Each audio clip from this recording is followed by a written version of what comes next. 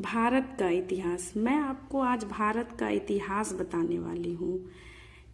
सुनिए, यूनानी जब भारत आए तो भारत में एक सिंधु नदी बहती थी जिसे वो इंडस नदी कहने लगे थे, और जिस कारण वो भारत का नाम इंडिया रख दिए और वो इंडिया कहने लगे, भारत को इंडिया कहने लगे।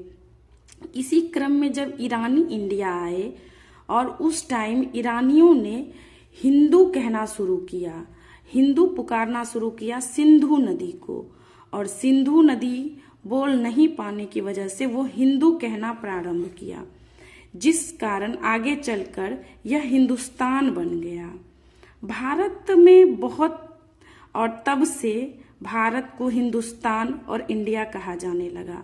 वास्तविक में भारत का नाम भारत था और है।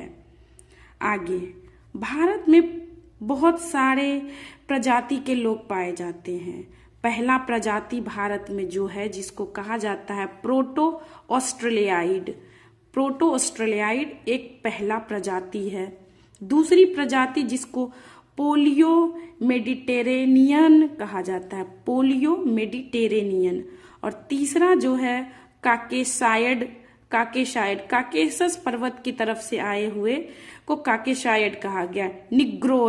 निग्रोएड प्रजाति के लोग यहाँ पाए जाते हैं। मंगोलिया से आए हुए व्यक्ति को मंगोलियाइड कहा गया।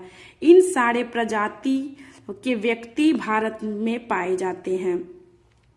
अब हम भारत के अध्ययन के विषय में बात करते हैं। तो अध्ययन की सुविधा के लिए भारतीय इतिहास को हम 3 भागों में बांटे थे।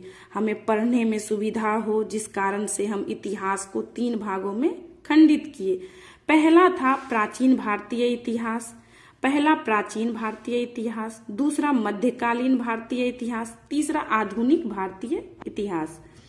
तो एक जर्मन इतिहासकार हुए जिसका नाम